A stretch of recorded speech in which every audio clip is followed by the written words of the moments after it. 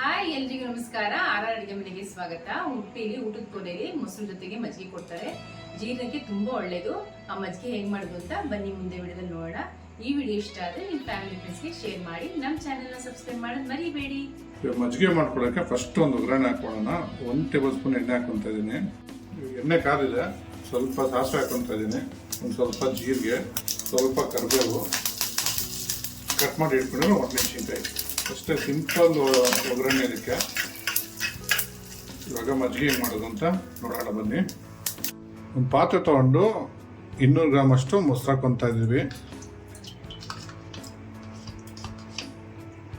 ಅಡುಗೆ ಮನೆಯವ್ರೆ ಹಾಕೊಳ್ಳಿ, ಚೆನ್ನಾಗಿ ನೀರು ಹಾಕೊಳ್ಳಿ. ನೀರು ಮಜ್ಜಿಗೆ ಮಾಡಬೇಕು. ಫಸ್ಟ್ ಕಡ್ಕೊಂಡ್ಬಿಡೋಣ. ಕಡಿಬೇಕು, ಚೆನ್ನಾಗಿ ಕಡಿಬೇಕು.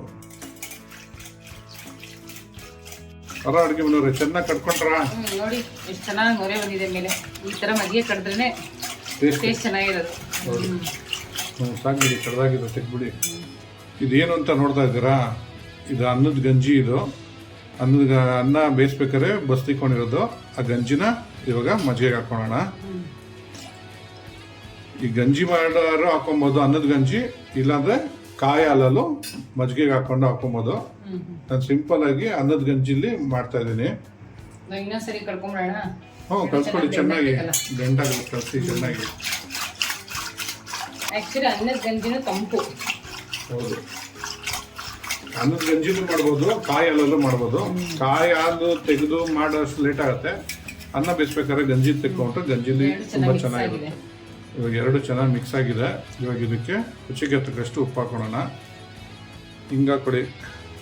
ಇವಾಗ ಕಟ್ ಮಾಡಿ ಇಟ್ಕೊಂಡಿರೋ ಕೊತ್ತಂಬರಿ ಹಾಕೊಳ್ಳಿ, ಮತ್ತು ಶುಂಠಿ ಹಾಕ್ಕೊಳ್ಳಿ. ಇವಾಗ ಜಜ್ಜಿರೋದು ಇಲ್ಲಾಂದ್ರೆ ತುರ್ದಿರೋದು ಯಾವ್ದು ಬೇಕಾದ್ರೆ ಹಾಕೊಬೋದು.